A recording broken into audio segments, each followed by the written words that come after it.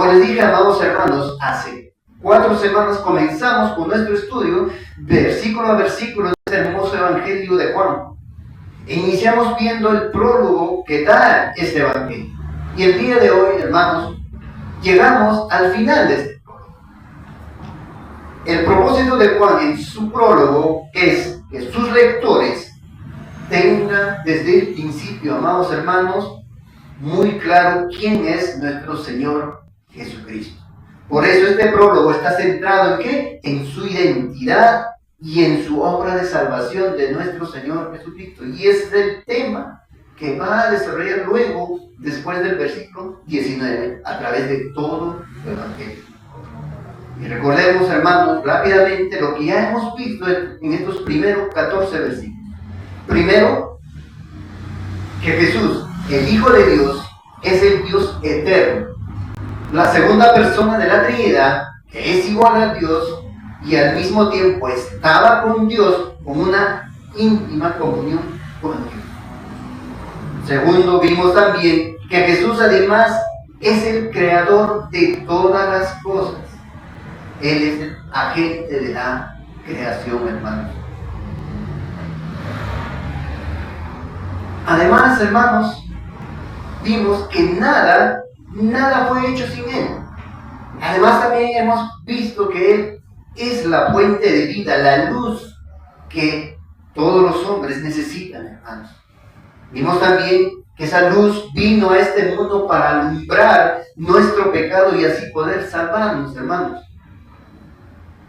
Tercero, también vimos que a pesar de todo ese amor que se dio en Cristo, el mundo lo rechazó. Aún su propio pueblo no lo recibió. A lo suyo vino y lo suyo le rechazaron. A lo suyo vino y lo suyo no le recibió.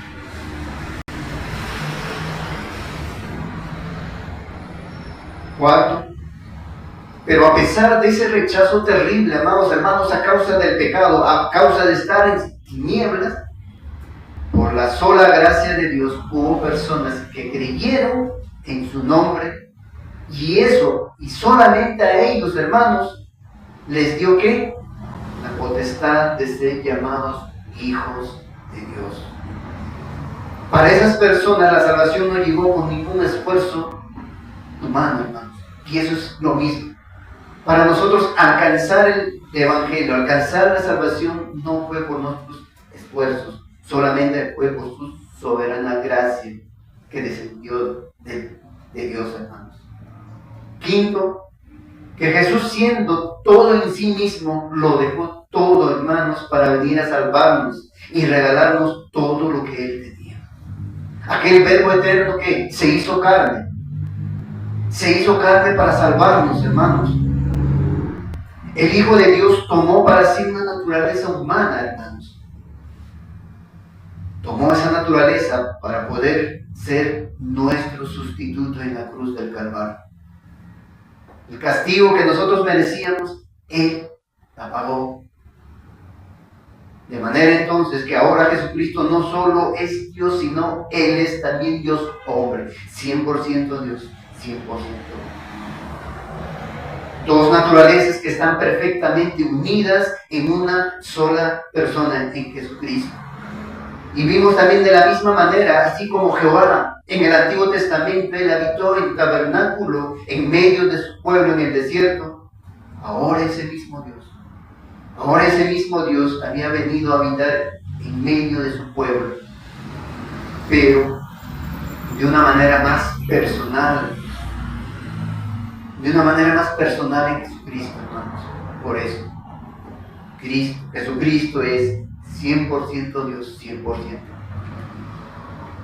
Recordemos también, hermanos, y esto siempre tiene que estar en nuestras mentes, ¿quiénes eran los lectores de este Evangelio? Mayoritariamente eran hermanos judíos. Unos judíos que estaban pues dispersados entre las provincias de Asia, hermanos, después de que en el año 70 después de Cristo, en cumplimiento también de las profecías, el templo de Jerusalén había sido destruido. Y lo que Juan quiere hacer, hermanos, en este evangelio, ¿qué es? Persuadirlos y persuadirnos a nosotros también a creer en Jesús como el Mesías prometido, como aquel que vino a cumplir todo lo que el Antiguo Testamento había ya anunciado mediante sombras. Y Juan quería persuadirle a eso que pues abandonen su religión judía, hermanos, que ya no sirvieran a esos ritos, porque ya de nada servía todas esas cosas, hermanos. Por eso, amados hermanos, el prólogo termina que enfatizando que Jesús como Cristo, a Jesús como el Cristo, como el Mesías, como el ungido, como el enviado, como aquel que vino a cumplir todo, y enfatiza que no hubo también y no hay y no habrá otro nadie como nuestro Señor Jesucristo. Leamos nuevamente, por favor, Juan capítulo 1, versículo 14 al 18. Y aquel verbo fue hecho carne y habitó entre nosotros, y vimos su gloria, gloria como del unigénito del Padre, lleno de gracia y verdad. Juan dio testimonio de él y clamó diciendo: este es de quien yo decía, el que viene después de mí es antes de mí, porque era primero que yo. Que de su plenitud tomamos todos, y gracia sobre gracia. Pues la ley por medio de Moisés fue dada, pero la gracia y la verdad vinieron por medio de Jesucristo. A Dios nadie le vio jamás. El unigénito Hijo que está en el seno del Padre, Él le ha dado a conocer. Bendito sea nuestro Salvador, hermanos. Y hoy veremos, hermanos, que nuestro Jesús es incomparable. Es supremo. Porque Él es supremo, Él es suficiente y también es el único, hermanos. Y de esa manera el objetivo de la predicación de hoy es, hermanos, que podamos nosotros responder en arrepentimiento y fe ante esa supremacía, ante esa suficiencia de Jesucristo, entendiendo que no ha habido, que no hay y no habrá nadie como Él. Nadie como Él. Y esto es importante, amados hermanos, porque para abandonar una vida quizás llena de tradiciones todavía que quizás estamos abrazando, una vida quizás llena todavía que estamos descansando en los propios esfuerzos, una vida quizás llena todavía de idolatría o quizás libertinaje o de ignorancia con respecto de la gloria de Dios, es necesario algo más que solamente conocer a Cristo intelectualmente. Para poder hacer eso es necesario ser impactado, hermanos, con las tres siguientes verdades que nos dan estos versículos que estamos meditando el día de hoy. Primero, que Jesús es supremo en autoridad. Segundo, que Jesús es suficiente para salvar. Y tercero, amados hermanos, que Cristo es único, el único capacitado para revelarnos al Dios verdadero. Bien, hermanos, vayamos a la primera parte. Jesús es supremo, la supremacía de Cristo. Leamos el versículo 15.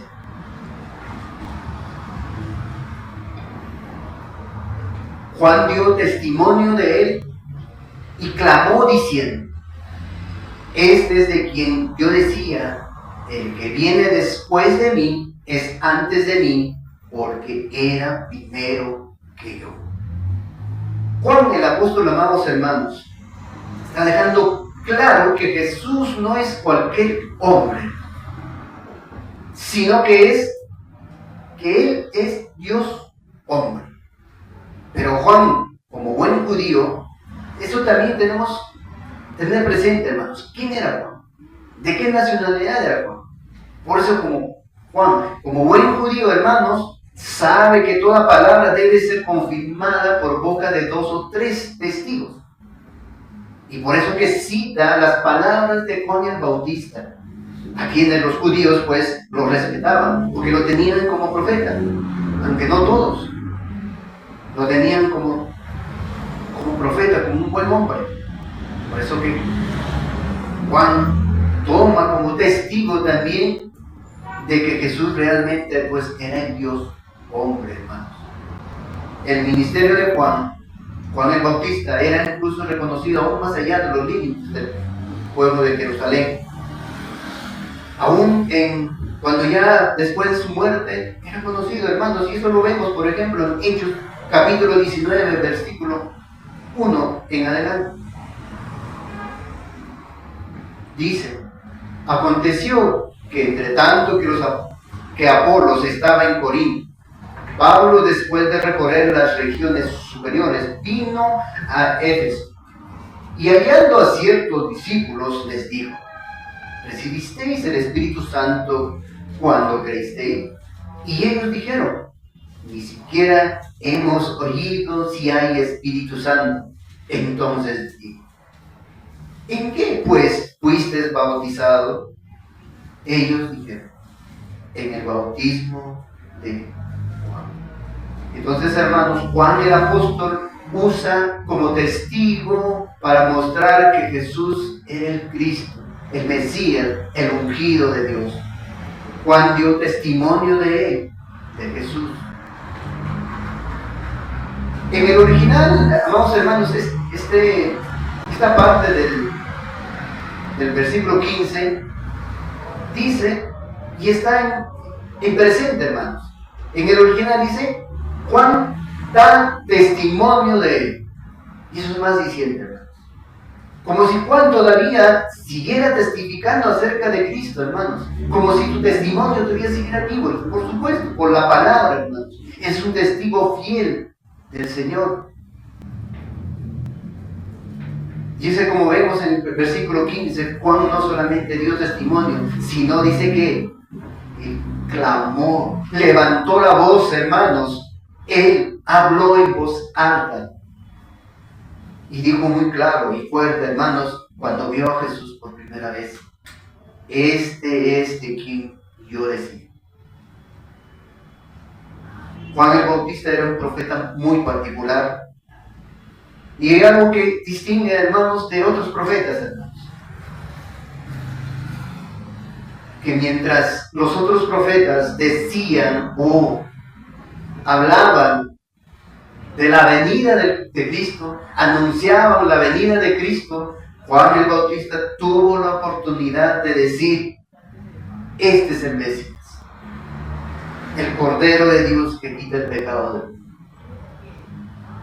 Por eso Jesús mismo, hermanos, nos dice en Mateo capítulo 11, versículo 13. Mateo capítulo 11, versículo 13. Porque todos los profetas y la ley profetizaron hasta Juan, hablando de Juan el Bautista. Porque los profetas, hermanos, anunciaban que la venida del Mesías, la venida del Cristo. Pero una vez llegado el Mesías, ya no hay más profeta que anuncie su venida. Y Juan el Bautista decía: este es de quien yo decía, el que viene después de mí es antes de mí, porque era primero que yo. Tristemente, en estos tiempos, hermanos, en la cual nosotros vivimos, en esta época, donde no hay respeto por las personas que son mayores que nosotros, pero para los judíos, alguien que precedía en edad era alguien a quien se le debía respeto y reverencia. Por eso, cuando interpretamos las escrituras, hermanos, hay que ver en qué contexto fue, cuál era su cultura, hermanos. Lo que Juan está diciendo, en otras palabras, hermanos: esta persona, Jesús de Nazaret, es de quien yo he estado hablando todo este tiempo, les estaba predicando. Ya sé que mi ministerio vino primero. Ya sé que yo nací primero, porque Juan el Bautista nació primero que Jesús. Pero deben saber, en otras palabras está diciendo Juan el Bautista, que Él es antes de mí. Ahora, esta frase, antes de mí, hermanos, no tiene nada que ver con tiempo, hermanos. Tiene que ver con ¿qué? Con jerarquía. Por eso que la Nueva Versión Internacional traduce de la siguiente manera esta parte de este texto. Dice: el que viene después de mí es superior a mí, porque existía antes que yo.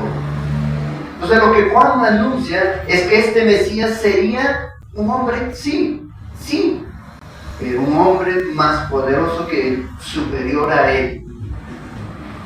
Porque existía ¿de qué? Desde la eternidad. Él era eterno. Por eso, hermanos, el apóstol trae y cita las palabras de Juan el Bautista para testificar de que Jesús se hizo hombre, Dios hombre. Y lo que nos enseña esto es lo siguiente, hermanos. Jesús no es cualquier persona. Él es una persona suprema. Ahora, ¿qué significa supremacía? Esto significa, hermanos, que Jesús no solamente era el mejor o el más alto, sino que Jesús era el más excelente. Él es el mejor. Supremacía es estar en una posición más elevada, tener autoridad absoluta, amados hermanos. Esa es la supremacía de Cristo. Muchos reciben a Cristo solamente como su Salvador, pero no como su Señor. Alguien que está en la supremacía es alguien que está en una categoría aparte de los demás. Y Cristo es eso, hermanos. Y este Evangelio presenta a Jesús como supremo sobre las figuras más importantes del Antiguo Testamento. Y eso es importante. Que tristemente los fariseos, los saduceos, tenían a Abraham como el más alto, a Moisés. Voy a dar un par de ejemplos, hermanos. Juan capítulo 4, versículo 12-14. Es importante entender que Jesús es supremo, es el más importante que todo hombre que vivió en esta tierra. Juan 4, 12-14. ¿Acaso eres tú mayor que nuestro padre Jacob, que nos dio este pozo, del cual bebieron él, sus hijos y sus ganados? Respondió Jesús y le dijo: cualquiera que bebiere esta agua volverá a tener sed, mas el que bebiere del agua que yo le daré no tendrá sed jamás, sino que el agua que yo le daré será una fuente de agua que salte para vida eterna. Supremacía. En otra oportunidad también los judíos que lo perseguían a Jesús y lo querían tentar, le dijeron, Juan capítulo 8, versículo 53. Juan 8, 53. ¿Eres tú acaso mayor que nuestro padre Abraham, el cual murió? Y los profetas murieron. ¿Quién te haces a ti mismo? La respuesta es sí, Él es mayor. Él es mayor de los profetas, mayor que Abraham. Por eso el versículo 56 al 58 de Juan 8 dice: Abraham vuestro padre se gozó de que había de ver mi día, y la vio y se gozó.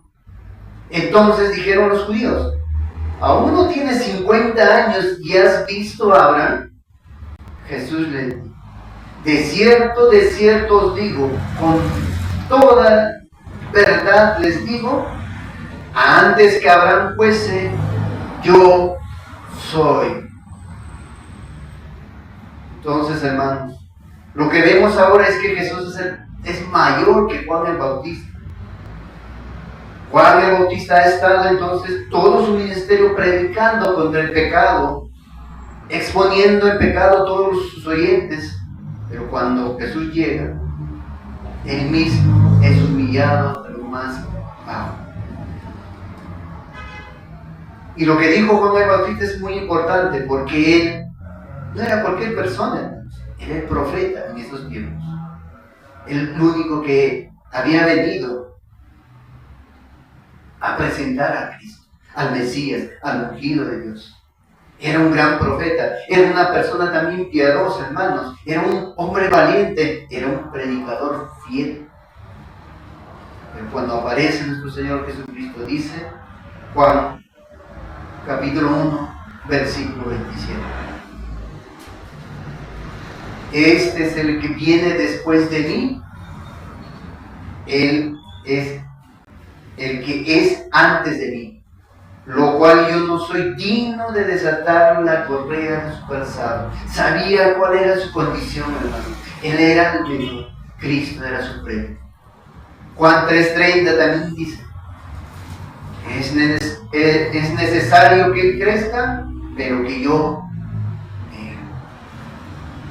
hermanos, si Juan el Bautista se humilló a sí mismo ante Jesús, ¿cuánto más nos deberíamos humillar nosotros?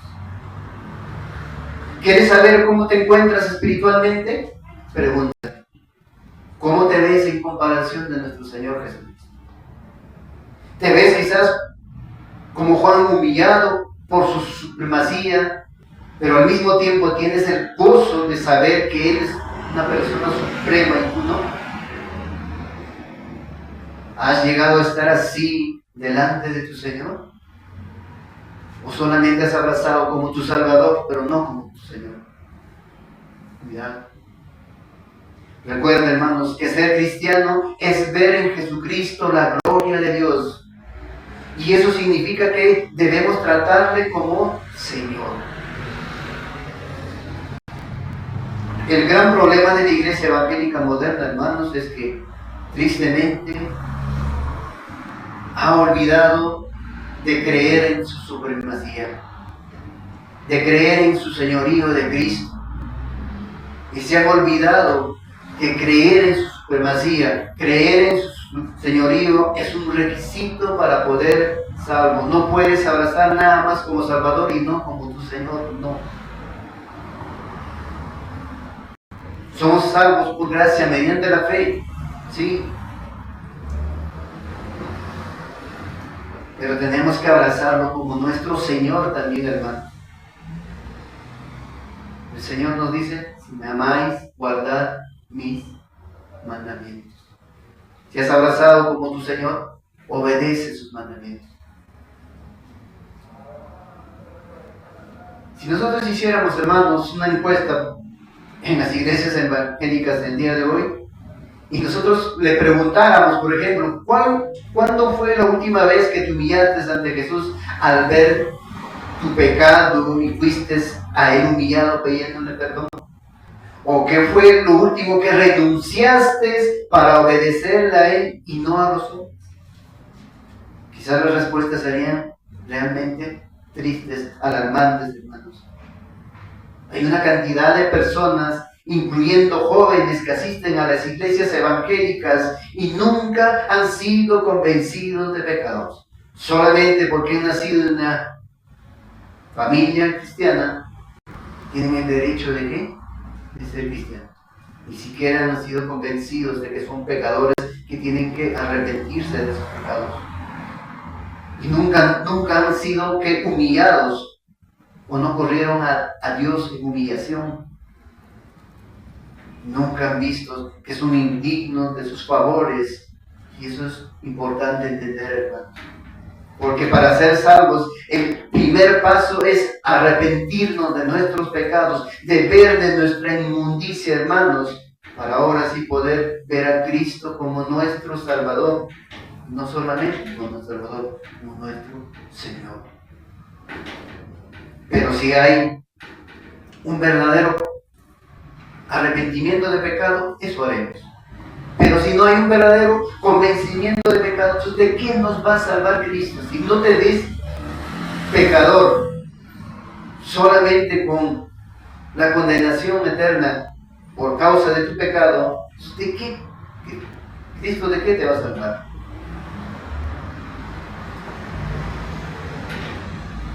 Yo sé que por la gracia del Señor, hermanos, Dios está despertando a estas personas. Hay muchas personas que están viniendo al cristianismo bíblico, hermanos. Ya no de un contexto quizás solamente católico romano, ya no del agnosticismo, ya no del ateísmo, sino también de muchas iglesias evangélicas donde, tristemente, hermanos, el señorío de Cristo ha dejado de lado. El cristiano carnal. aceptan a Cristo como su Salvador, pero no como su Señor. Todavía no, yo voy a vivir un tiempo recién ahí, abrazo a mi Señor o a Cristo como mi Señor. No, hermanos.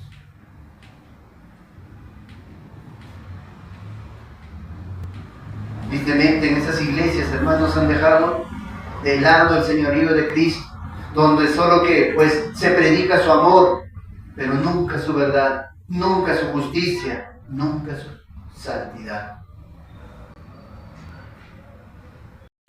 Y hermanos, y ese era el mismo miedo que podían sentir un judío que estuviera leyendo este evangelio, siendo convencidos de que Jesús es el Cristo, porque ellos anhelaban, esperaban ese Cristo. Ellos siendo convencidos de ese Cristo, hermanos, que debían creer en Él, en su corazón, que debían servirle con toda su vida. Hoy en día creo que uno de los entornos más religiosos, amados hermanos, es el entorno religioso evangélico. En la época de Juan, esto significaba que ese judío, al abrazar esa fe, al someterse al señorío de Cristo, ese judío lo que le esperaba era ser expulsado de la sinagoga, sería despreciado quizás por su familia, sería burlado por sus compatriotas, sería acusado por blasfemo, sería perseguido por decir que Jesús era Señor y Cristo, Salvador y Señor. Pero cuando por su gracia, hermanos, y su misericordia ellos lograban ver la supremacía de Cristo, como en un momento también nosotros hemos abrazado a ellos, hermanos, esa gracia inmerecida, todos esos miedos que podían venir a su corazón, aunque no iban a desaparecer del todo, iban a quedar en segundo lugar. Y una firme convicción, hermanos, vendría en su corazón y abrazaban a Cristo. Seguirían a Jesús, costara lo que costara, hermanos. Por eso digo, la salvación es gratuita, por gracia, gracia inmerecida, sí. Pero el seguirle a Cristo tiene un costo. Tiene un costo. Pero cuando nosotros confiamos en su supremacía, todo va por encima de nuestras tradiciones, sobre quizás nuestros líderes religiosos, sobre nuestra comunidad, sobre nuestros familiares, sobre nuestros amigos, porque seguir a Cristo, hermanos, debe convertirse en nuestro único deseo, hermanos. Debemos anhelar convertirnos en seguidores de Cristo como Cristo nos manda, hermanos. Mateo capítulo 10, versículo 37 al 39.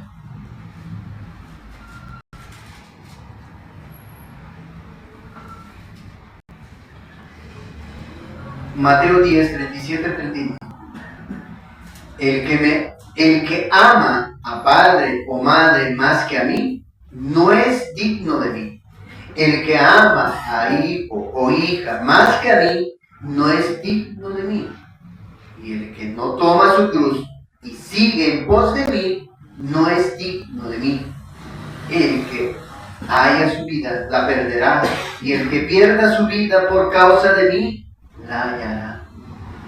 Jesús es supremo, amados hermanos. Síguele, cueste lo que cueste, digan lo que digan, porque además Él no solo es Señor, sino que solo Él puede darte lo que nadie te puede dar, porque Él es suficiente.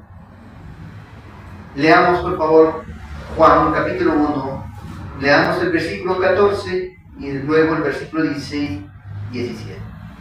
14 dice: y aquel verbo fue hecho carne, y habitó entre nosotros, y vimos su gloria como del unigénito del Padre, lleno de gracia y de verdad. porque de su plenitud tomamos todos, y gracia sobre gracia, pues la ley por medio de Moisés fue dada, pero la gracia y la verdad vinieron por medio de Jesús. Y lo primero que podemos decir, amados, o debemos decir, es que este versículo 16 es realmente la continuación del versículo 14. En el versículo 14, Juan nos dice que él y sus discípulos vieron la gloria de Cristo, la gloria del unigénito del Padre. Vieron la gloria. Recordemos, amados hermanos, ¿qué es gloria? La gloria de Dios es la manifestación perfecta de sus atributos. Y ahora, ¿qué nos está diciendo Juan? Que ellos vieron que la manifestación de los atributos de Dios en la persona de Jesucristo, hermanos. Pero de todos los atributos, Juan solamente menciona dos: gracia y verdad. Y la pregunta es, ¿por qué estos dos? ¿Por qué Juan no dice que Jesús estaba lleno de poder, Jesús estaba lleno de sabiduría, por ejemplo? La razón, amados hermanos, es que estos dos atributos son un resumen de los atributos de Dios, especialmente esos atributos que tienen que ver con su carácter moral, hermanos. Aquellos atributos como su poder, eternidad, soberanía, ya Juan había asociado con Jesús en la primera parte del prólogo. Porque Cristo es Dios. Así es que es eterno, es todopoderoso, es soberano.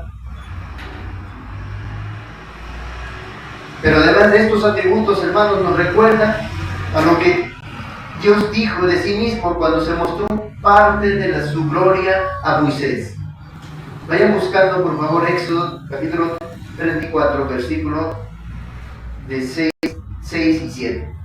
Y recordemos que los lectores, amados hermanos, de este evangelio mayoritariamente eran judíos, así que podían entonces asociar lo que Juan está diciendo de Jesús, hermanos, con lo que Jehová decía también en el Antiguo Testamento. Éxodo 34, versículos 6 y 7 dice: y pasando Jehová por delante de él, proclamó: Jehová, Jehová, fuerte, misericordioso y piadoso, tardo para la ira y grande misericordia y verdad, que guarda en misericordia millares, que perdona la iniquidad, la rebelión y el pecado, y que de ningún modo tendrá por inocente al malvado, que visita la iniquidad de los padres sobre los hijos y sobre los hijos de los hijos hasta la tercera y cuarta generación. Y Juan, hermanos, asocia a Jesús lleno de gracia y verdad. Son dos términos similares, hermanos. La gracia de Dios es su determinación de favorecer a personas que no merecen nada. Eso es gracia. La salvación nos merecíamos, no, pero igual la derramó en nuestras vidas. Gloria a Dios, hermanos. En su gracia resalta que su paciencia, su misericordia, su amor, su benignidad. Esa es gracia cuando dice que guarda misericordia millares, que perdona la iniquidad, la rebelión y el pecado. Su gracia, hermanos. Su determinación de perdonar a hombres pecadores que no se merecen más que condenación eterna, castigo eterno a causa de sus pecados, a causa de su rebeldía. Pero por otro lado, tenemos su verdad. Comprende. Y esta verdad comprende, hermanos, su justicia, su santidad, su ira. Y la vemos explicada, hermanos, en Éxodo cuando dice: y que de ningún modo tendrá por inocente al malvado. Su justicia. Él es justo. No solamente Dios es amor, Él es justo, hermanos. Ahora, esto presenta un problema. Hay un problema en estos dos atributos que Juan menciona, hermanos. Ahora, ¿por qué digo esto, hermanos? Porque ¿cómo Dios puede perdonar, mostrar su gracia a hombres pecadores que merecen solamente su juicio, sin pasar por alto su justicia, su verdad? ¿Cómo Dios puede, hermanos, decir que Él hace las dos cosas al mismo tiempo? ¿Cómo puede ser grande en misericordia y verdad también? ¿Cómo? Ojo con esto, hermanos. Dios no es una parte gracia y una parte verdad. Eso tenemos que tener claro. Él es perfecto en todos sus atributos. Como ya hemos visto también en el estudio de nuestra confesión, los teólogos llaman a este atributo el atributo de Dios, la simplicidad de Dios. ¿Qué quiere decir esto? En el sentido de que Dios no está compuesto por partes. Por decir, 10% de amor, 10% de gracia, 10% de poder. No, hermanos. No. Sino que Dios es sus atributos. No es que sea Dios en conjunto de sus atributos. Están unidos perfectamente, hermanos. Por ejemplo, su amor es un amor completamente justo. Y su ira es una ira llena de bondad, hermanos. Así que este problema deja un vacío. ¿Cómo Dios es lleno de gracia y de verdad? Hay un vacío que en el Antiguo Testamento, hay un vacío también en las revelaciones, hermanos, que Dios había dejado de sí mismo. Y ese vacío tenía que ser llenado por alguien.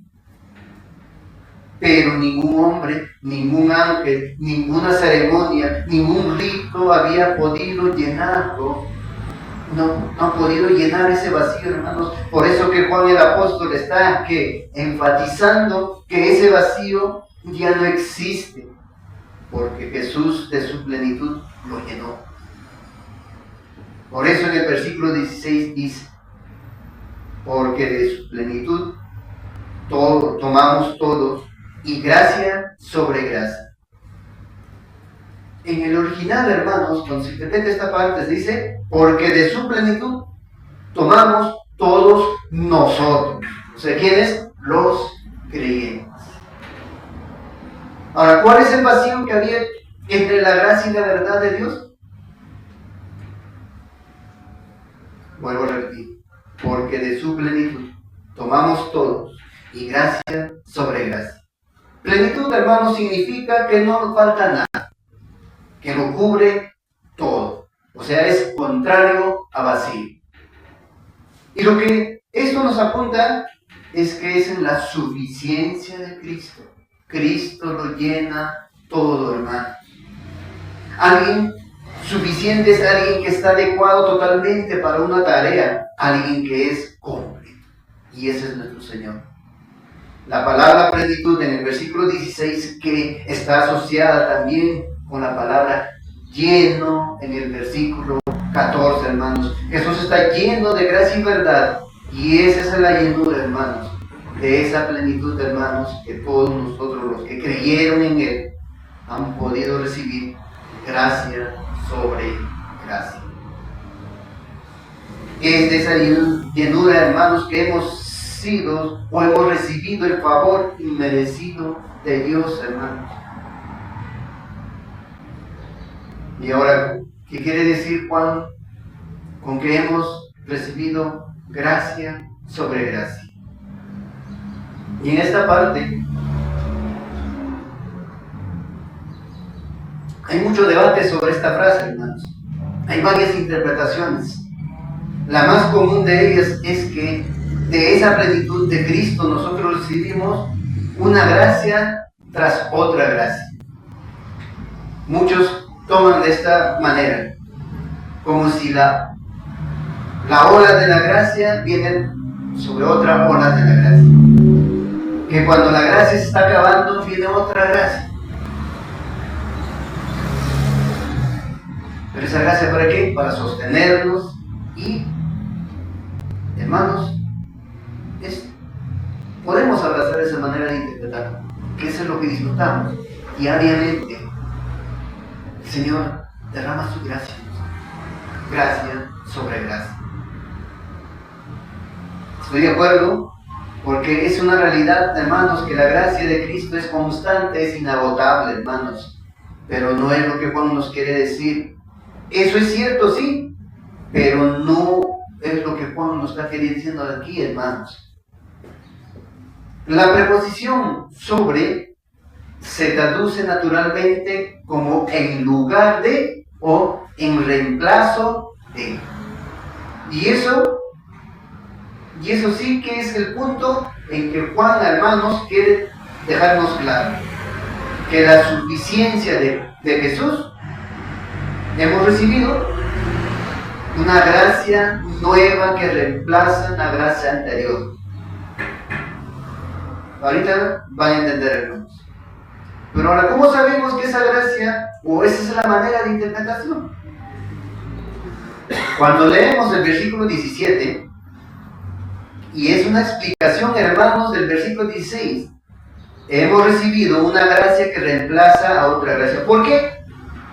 Pues la ley por medio de Moisés fue dada, primera gracia, pero la gracia y la verdad vinieron por medio de Jesucristo, la gracia final, la gracia completa, hermanos, la encarnación del Hijo de Dios.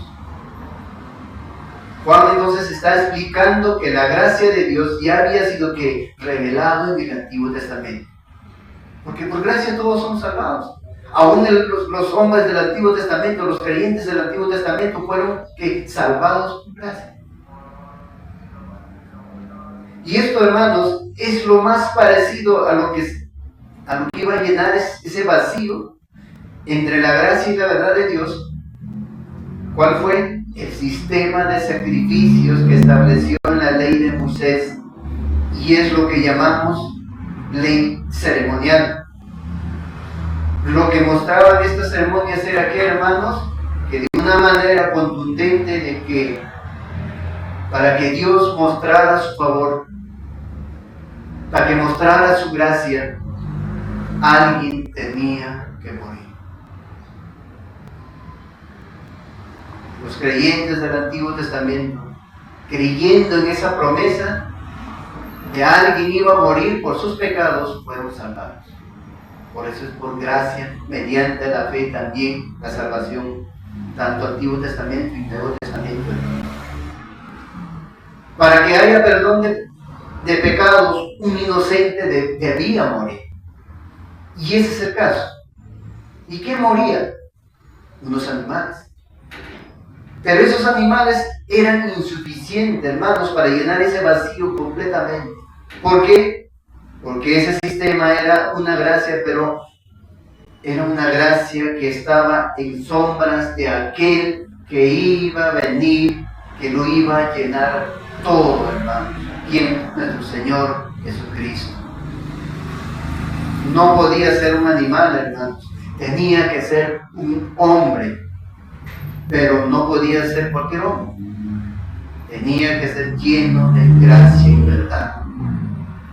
¿Por qué lleno de gracia? Pues porque tenía que decidir entregarse en su amor supremo por aquellos que lo odiaban, por aquellos que lo rechazaban. Tenía que ser una gracia infinita para venir a salvarnos. Pero también tenía que estar lleno de verdad para poder vivir una vida sin pecado y poder ser nuestro perfecto sustituto en la cruz del Calvario. Ese es nuestro Cristo. Suficiente. Necesitamos las dos cosas. Que alguien quisiera venir a salvarnos y ese alguien cumpliera con los requisitos de la justicia de Dios. Y nadie había cumplido con esos requisitos hasta que llegó nuestro Señor Jesucristo, perfecto en gracia y verdad. Por ello, hermanos, que alguien no entienda la suficiencia de Cristo no puede ser salvo. Hasta que no entienda que Cristo la cumplió, lo pagó todo. Las personas especialmente religiosas como los judíos seguirán haciendo ceremonias para el perdón de pecados. Seguirán esforzando en sus propios méritos para que supuestamente Dios me va a hacer o se va a agradar de mí. No. Ahora, no quiero que pensemos que el problema era Moisés por la ley. Ya vimos que era una gracia, hermanos, era un favor de Dios. El problema fue que ellos no vieron la ley como una sombra de la gracia de Dios, sino que ellos que pusieron su vista en la ley moral, que tenían que cumplirla, porque creían que en sus fuerzas podían cumplir. Cuando justamente fue dada ¿para qué? Para mostrarles que no podían cumplir y por eso tenían que aferrarse a esa ley ceremonial por fe. Porque eso apuntaba ¿qué? A Cristo. Y precisamente por rechazar ese regalo inicial, no estuvieron preparados para recibir la gracia final que vino en el Señor Jesucristo, amados hermanos. Así como vemos, Jesús tuvo una conversación con ellos, por ejemplo, en Juan capítulo 5, versículo 45 al 47. Juan 5, 45 al 47.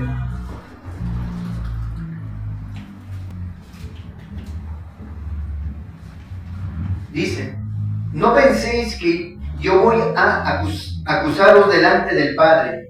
Hay quien os acusa, Moisés, en quien tenéis vuestra esperanza, porque si creyeseis a Moisés, me creeríais a mí, porque de mí escribió él.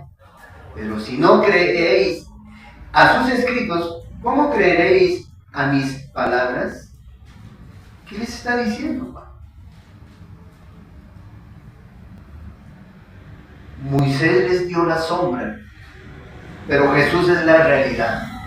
Moisés anunció la ley, pero Jesús la cumplió. Moisés le dio un crédito, por decirlo así, pero Jesús pagó esa deuda. Los sacrificios en el Antiguo Testamento, hermanos, es como una tarjeta de crédito para cubrir que sus pecados, que les permitía disfrutar el favor de Dios por adelantado.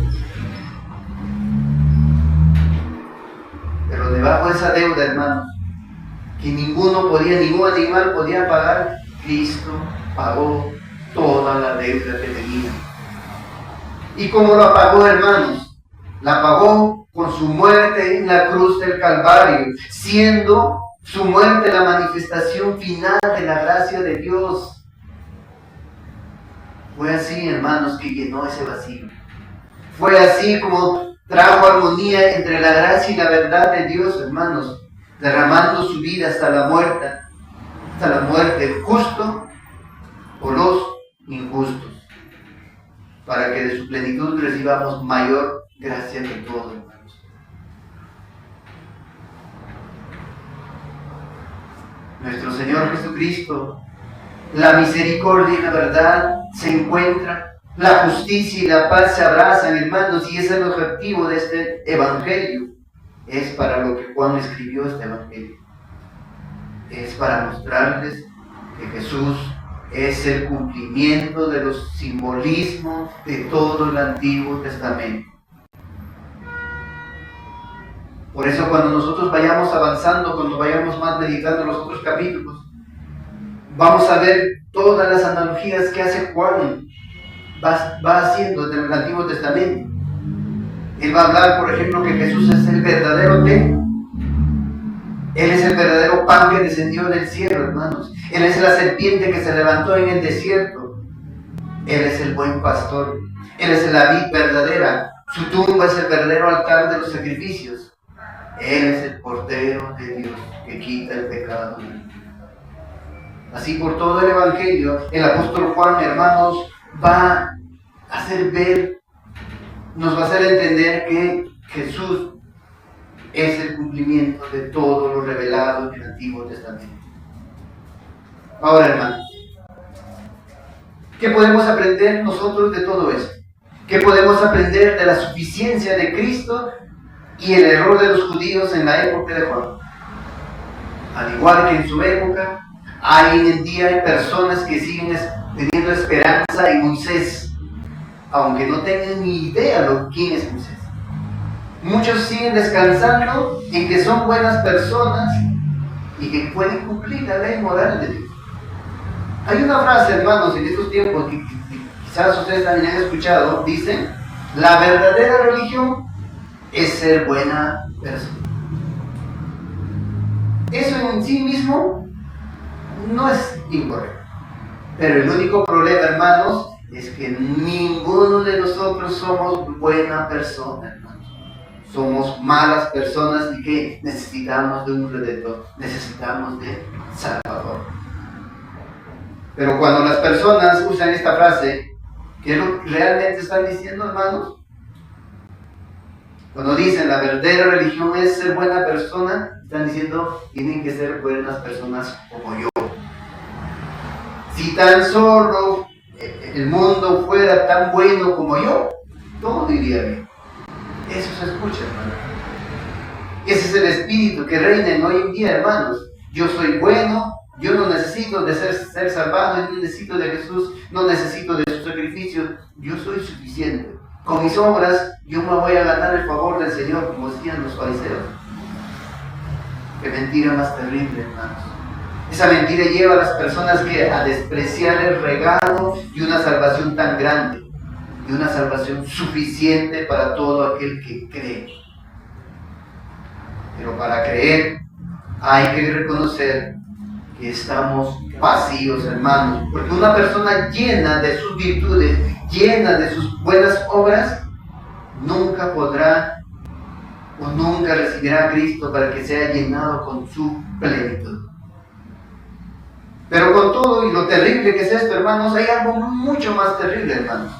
Es reconocer que necesito de ser salvado, es reconocer que Cristo es un Salvador necesario, pero no reconocer que Cristo es el único suficiente Salvador. Jesucristo no solamente es necesario, hermanos, es suficiente. Su obra fue completa, no podemos añadir nada. Solo Cristo, hermanos. Pablo, escribiendo a los Colosenses, en Colosenses capítulo 2, versículo 9 y 10, dice: porque en él habita corporalmente toda la plenitud de la deidad, y vosotros estáis completos en él, que es la cabeza de todo principado y potestad. No necesitamos nada más, hermanos, y eso es lo que principalmente nos separa de la Iglesia Católica Romana y de muchas iglesias. Muchas veces, a veces creemos, ¿no?, que lo que nos diferencia con la Iglesia Católica es, pues, solamente acerca de María, o quizás por las imágenes, los sacerdotes. Pero una de las principales diferencias, aparte que ellos no creen en la suficiencia de las Escrituras, o sea, sola Escritura, es que no creen en la suficiencia de Cristo, solo Cristo. Entonces, hermanos, es necesario creer en el sacrificio de Cristo, fue suficiente para ser salvos. La Iglesia de Roma no cree eso, creen que Cristo es necesario, sí, pero no es suficiente. Quiero darles unos ejemplos. Por ejemplo, la Eucaristía. Para los que no saben, la Eucaristía es cuando durante la ceremonia de la misa se da la hostia para comer como un verdadero cuerpo de Cristo, según ellos dicen. Miren lo que dice su catecismo en el párrafo 1367. Comienzo la cita. El sacrificio de Cristo y el sacrificio de la Eucaristía son, pues, un único sacrificio. La víctima es una y la misma, el mismo el que se ofrece ahora por el ministerio de los sacerdotes, el que se ofreció a sí mismo en la cruz, y solo es diferente el modo de ofrecer. Ellos creen, amados hermanos, que la Eucaristía es un sacrificio real. De hecho, creen que el pan es el mismo cuerpo real de Cristo y el vino es la sangre real de Cristo.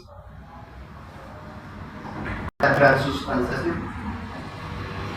Y continúa diciendo su catecismo. Y puesto que en este divino sacrificio que se realiza en la misa, se contiene en mola influentemente el mismo Cristo que en el altar de la cruz se ofreció a sí mismo una vez de modo cruento, este sacrificio es verdaderamente propiciatorio. Otra manera de decirlo es que el sacrificio de Cristo en la cruz no fue suficiente. No fue suficiente para aplacar la ira de Dios. Eso es lo que está diciendo católicos romanos. Porque propiciar es aplacar la ira de Dios. Pero como no fue suficiente, tienen que hacer más sacrificios. Lo mismo. No, hermanos. El segundo ejemplo es que necesitan de otros intermediarios. Voy a leer lo que dicen, seguramente ustedes alguna vez han ido a una iglesia católica y han escuchado. Comienzo la cita.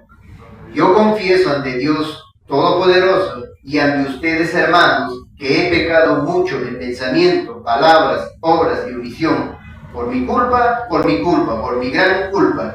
Por eso ruego a la Santísima Virgen, a los ángeles y a los santos y a ustedes, hermanos, que recen por mí ante Dios nuestro Señor. La pregunta: ¿dónde está Cristo?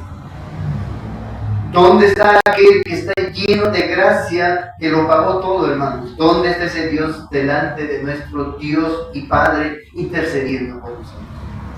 ¿Dónde está aquel que nos da acceso directamente a nuestro Padre Celestial? ¿Dónde? Para ellos, Cristo no es suficiente.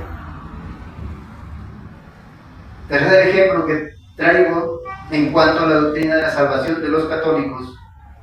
Mire lo que dice uno de los cánones del Concilio de Trento con respecto a la justificación. Comienzo la cita. Si alguno dijere que el pecador se justifica con sola la fe, entendiendo que no se requiere otra cosa alguna que coopere a conseguir la gracia de la justificación, sea excomulgado. En otras palabras, sea anatema. Si nosotros creemos que es por la sola fe nuestra salvación, pues sea anatema, o sea excomulgado. Entonces, hermanos, su doctrina es una doctrina de fe más obras para salvarnos. La obra de Cristo no es suficiente para ellos, es necesario, pero necesitan de tu esfuerzo para que alcances salvación.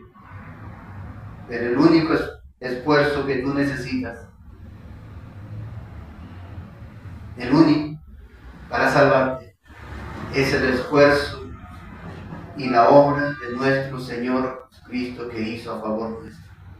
Efesios 2, versículo 8 al 9. Porque por gracia sois salvos por medio de la fe.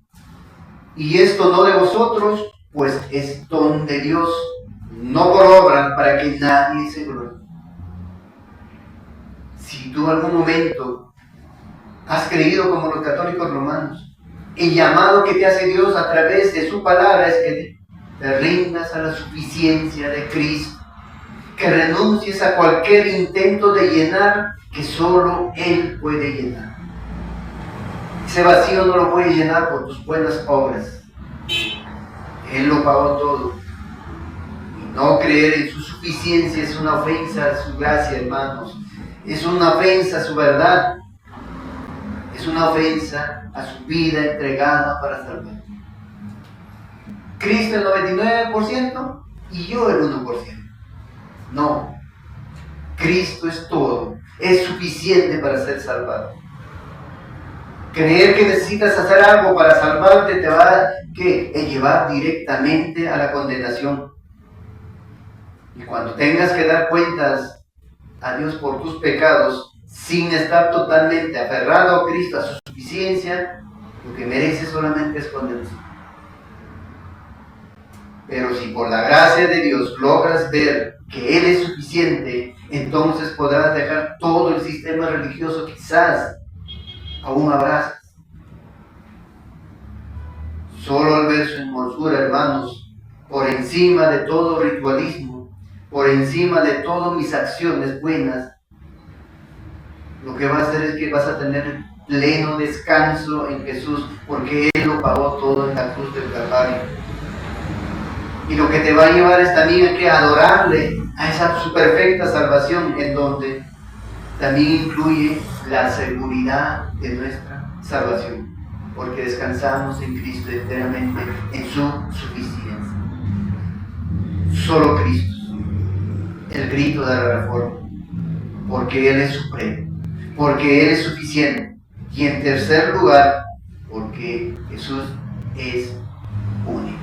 Versículo 18. A Dios nadie le vio jamás.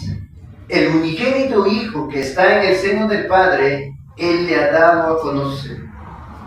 Juan termina su prólogo, amados hermanos, diciendo que Jesús es el único.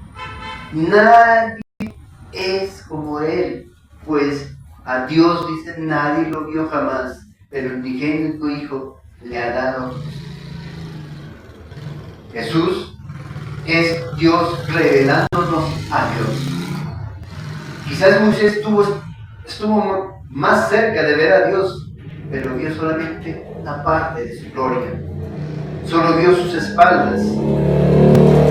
Y al hacer lo que hizo, tuvo que bajar en humillación su cabeza hacia el suelo y adoró. Nadie ha visto a Dios, pero el Hijo unigénito del Padre que está, o que ha estado desde la eternidad cara a cara con Dios, que está en el seno del Padre, que quiere decir que está en íntima comunión con el Padre, Él le ha dado a conocer. Dice nuestro Señor Jesucristo en Juan capítulo 6, versículo 46.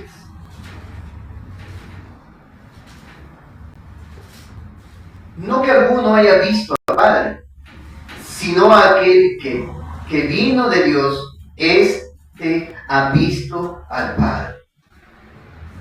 Jesús también le dice a Felipe en Juan capítulo 14, versículo 9.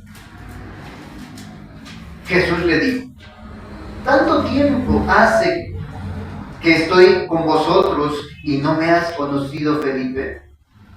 El que me ha visto a mí, ha visto al Padre. ¿Cómo pues dices tú, muéstranos al Padre? Entonces, hermanos, Cristo, siendo verdaderamente Dios y habiendo estado cara a cara con Dios por toda la eternidad, vino a hacernos conocer a Dios en su máxima revelación. No había entonces nadie mejor que Cristo para poder conocer quién es Dios. Más aún, hermanos, Jesús no solamente vino a darnos información acerca de Dios, sino vino a poner por obra su gracia y su verdad de la manera más visible posible en su vida, muerte y resurrección, hermanos.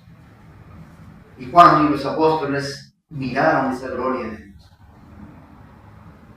revelado en Cristo Jesús, en su vida perfecta, en su muerte, propiciación por los pecados, en su resurrección. Gloria a Dios, hermanos. Jesús es la máxima revelación de Dios, hermanos, y todo lo que necesitamos entonces conocer de Dios está en Cristo. Ya no hay nuevas revelaciones, hermanos. Todo lo que debemos saber de Dios está en Jesucristo y en su palabra. Hebreos capítulo 1, versículo 1 al 2.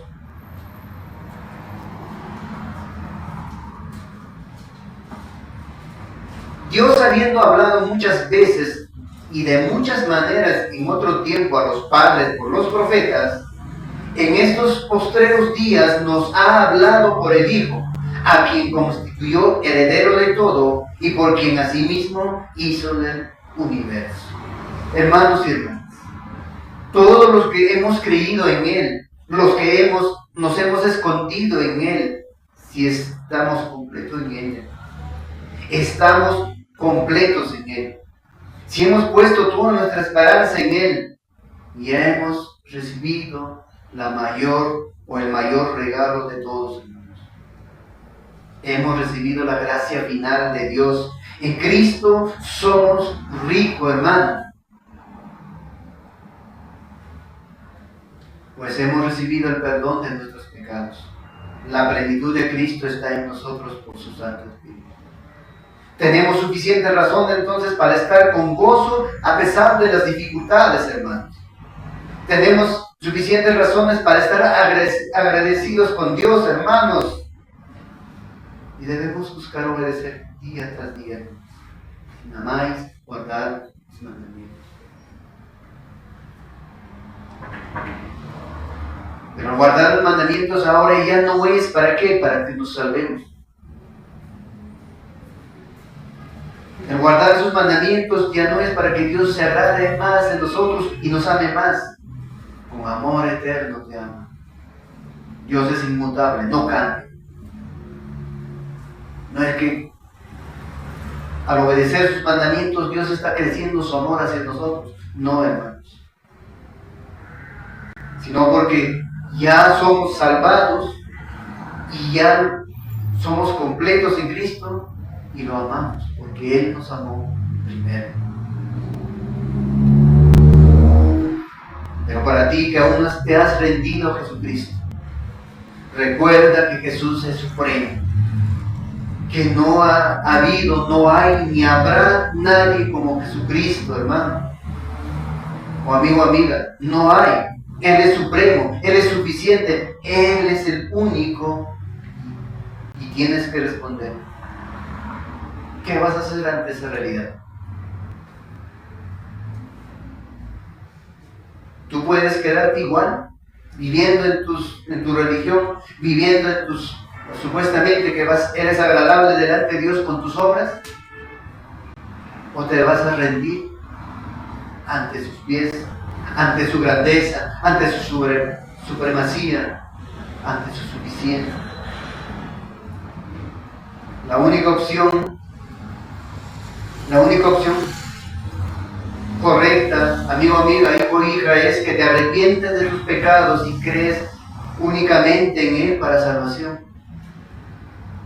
La única opción correcta es dejar tu vida atrás, ya sea quizás la vida religiosa que vas llevando, ya sea una vida de tradiciones religiosas o quizás una vida de libertinaje. Sea donde estés, vas a tener que pagar el costo. Vas a tener que pagar el costo de renunciar a todo lo que ha sido tu vida hasta el día de hoy. Corre.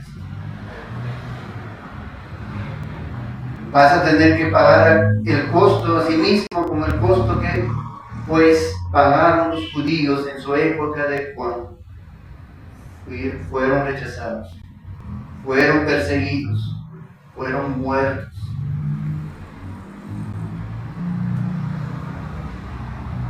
Pero el galardón no espera en el cielo. Sé valiente, porque no hay mayor intercambio, amigo, amiga, hijo, hija, que puedes hacer de dejar tu vida de pecado, de dejar tu vida vacía sin Cristo, para que Cristo te llene y te dé vida eterna. Solo hay un requisito para ser llenado. Tienes que entender que te sientes vacío, que necesitas ser llenado de este Cristo, de su supremacía, de su suficiencia. Necesitas. Pero si no te ves vacío, porque está lleno de tus obras, de tus buenas obras, de tu religión, no serás llenado. Solo hay un requisito, como dije, para ser llenado. Verte completamente vacío, verte completamente vacío de la verdad, de la justicia, incapaz, insuficiente de salvarte a ti mismo, incapaz de ser llenado por algo o por alguien más. Y si es así, solo tienes que creer en el nombre del Señor Jesucristo, del Dios hombre, 100% Dios, 100% hombre, supremo en autoridad, suficiente para salvar, y es el único que puede revelarte a Dios.